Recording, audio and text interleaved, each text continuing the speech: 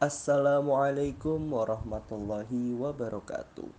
Selamat pagi menjelang siang waktu Indonesia bagian Barat untuk ibu dosen dan teman-teman sekalian.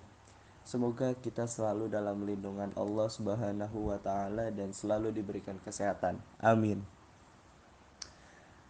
Pada kesempatan kali ini, izinkan kelompok kami mempresentasikan tentang teknik-teknik pemberi nasihat dalam hubungan konseling yang beranggotakan 4 orang, yaitu yang pertama saya sendiri, Muhammad Adib Noval Masyhuri, yang kedua ada Andreas Tobing, yang ketiga ada Davika Khairan Nisa, dan yang terakhir ada Zakaria. Kita langsung masuk ke dalam materi pengertian. Pengertian.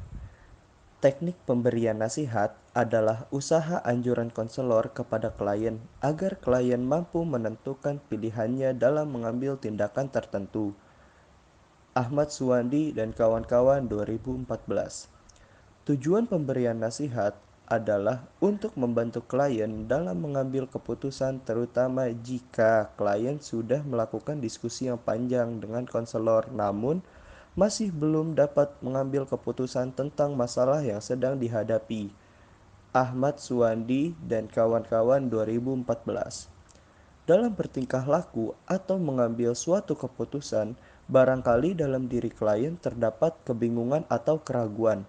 Dalam diri timbul pertanyaan, apakah yang harus dilakukan atau apakah dia melakukan X atau Y. Dalam kondisi ini, konselor perlu memberi nasihat agar klien dapat memutuskan salah satu apa yang seharusnya ia lakukan.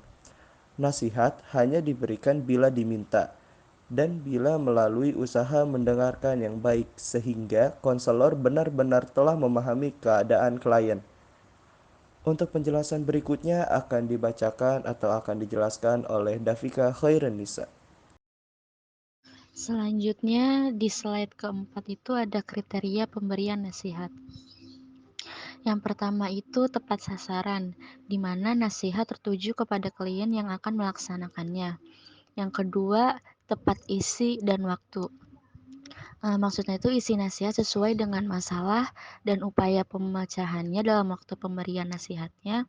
Masalah klien sudah dijelajahi dan sampai pada pengambilan suatu kesimpulan.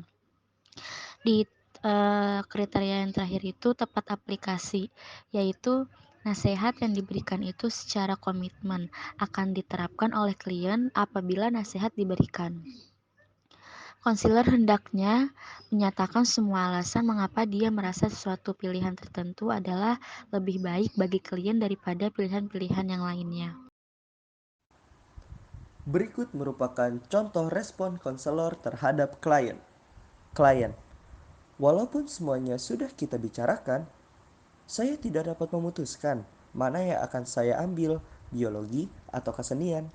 Konselor, ya, mengapa kamu tidak mencoba mengambil kesenian saja? Kamu mengambil 2 mata pelajaran dalam kelompok IPA dalam tahun ini. Kamu mengatakan ingin mempelajari bidang-bidang lain dan di samping itu, kamu juga menyukai guru kesenian. Untuk penjelasan berikutnya akan dijelaskan atau akan dibacakan oleh Mas Andreas. Kelebihan dan kekurangan pemberian nasihat di dalam konseling. Yang pertama ada kelebihan, membantu klien membuat keputusan, terutama bila klien masih juga belum dapat mengambil keputusan setelah melalui diskusi yang mendalam tentang berbagai hal yang menyangkut masalah yang dihadapi. Seringkali apa yang lebih diinginkan seseorang menjadi semakin jelas bila mana orang lain memberikan nasihat untuk melakukan sesuatu. Yang kedua ada kekurangan. Pemberian nasihat terbuka bagi konselor untuk bermain-main, seolah-olah dia adalah seorang ahli. Pemberian nasihat juga dapat dipakai oleh klien untuk melepaskan tanggung jawabnya sendiri atau menghindarkan diri dari masalah yang sebenarnya. Contoh pribadi di dalam konseling. Contoh pribadi di dalam konseling adalah suatu kejadian atau tingkah laku atau usaha yang patut dicontoh oleh si klien berdasarkan pengalaman pribadi konselor dan pengalaman pribadi orang lain. Kadang-kadang tampaknya dapat lebih memberikan keyakinan dan mendorong klien jika dia mendengarkan dari konselor, bahwa konselor juga pernah mengalami masalah sama dan ternyata berhasil mengatasinya. Selanjutnya ada tujuan pemberian contoh pribadi. Yang pertama itu supaya klien bisa termotivasi terhadap contoh atau pengalaman yang diberikan oleh si konselor. Yang kedua itu dapat merubah diri klien menjadi lebih baik atau lebih positif. Pemberian contoh kepribadian dibagi 4. Yang pertama, tidak bermaksud membanggakan diri kepada klien. Yang kedua, bertujuan mendorong klien keluar dari masalahnya. Yang ketiga, dikemukakan hal-hal yang positif. Yang keempat, dikemukakan dengan kalimat pendek dan positif. Contoh pemberian dan contoh kepribadian. Dalam contoh tersebut, konselor menggunakan contoh kepribadian secara singkat dan baik, dan kemudian segera mengalihkan pembicaraan kembali kepada klien. Saya tidak berani menghadapi kelompok. Saya menjadi gugup dan lupa apa yang saya akan katakan. Konselor, ya, saya memahami perasaan itu. Saya juga pernah takut menghadapi kelompok dan hampir saja hal itu membuat saya gagal menjadi guru. Tetapi saya yakin bahwa apabila kita mencoba mengarahkan masalah itu, kamu akan berhasil dan mengatasi rasa takut itu. Baik, saudara Didi, apa yang ingin disampaikan? Ya, Bu, kemarin itu saya pergi kuliah. Jadi saya terlambat, Bu. Jadi pas saya terlambat, saya masuk pintu masuk kelas, itu dosen itu langsung marah kepada saya. Ya, saya merasa kok ya bisa marah sama saya. Boleh Puji praktekkan gimana dari awal Puji datang ke kampus yang pastinya tergesa-gesa gitu Bu, masuk ke ruangan sampai ibu itu marah-marah. Kan pertama Puji masih di luar, itu melihat jamnya sudah jam 8, jadi kami masuk biasanya jam 7.40. Jadi Puji langsung menutup pintu, itu bilang Assalamualaikum Bu. Jadi tanpa dijawab, tanpa ibu jawab, Puji langsung saja menyelamat masuk Bu.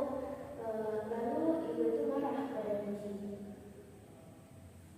Jadi ibu itu nggak jawab salam dari Puji dan sedangkan Puji langsung masuk aja setelah dia menutup pintu. Dan apakah ada menutup pintu? Ada Bu. Setelah Puji bilang menutup pintu dan bilang Assalamualaikum, langsung saja masuk tanpa ada jawaban dari ibu. Baik, seharusnya sikap Puji yang Puji tunjukkan kan, seharusnya kan Puji sudah besar dan sudah tahu kalau etikanya begini, etika di kampus itu begini, etika dengan dosen itu begini. Seharusnya Puji ketok pintu dulu, mengucapkan salam, dijawab ibu itu, misalnya dosen yang mengajar itu. Lalu mungkin nanya, Bu, boleh saya masuk? Jika ibu itu silakan masuk, maka Puji masuk. Jika Bu bilang kamu di luar saja, ya udah nggak usah masuk, jangan dipaksakan. Apakah bisa dipahami? Bisa, Bu. Bisa saudara praktekkan? Bisa, Bu. Berarti pas saya keluar, saya menutup pintu dengan pelan-pelan. Bisa dipraktekkan? Jadi pas seperti saya masih di luar itu, saya tutup dengan pelan-pelan. Lalu saya mengatakan Assalamualaikum. Jika dijawab oleh dosen Waalaikumsalam, langsung saya menanyakan kepada dosen, Bu atau Bapak, apakah boleh saya masuk?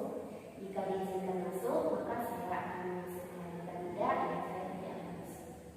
Baik, untuk cara membentuk dan salamnya sudah bagus. Mungkin ada beberapa yang perlu kita praktekkan lebih baik lagi, dan semoga untuk kedepannya dapat lebih baik dari yang sekarang dan kejadian ini tidak terulang lagi.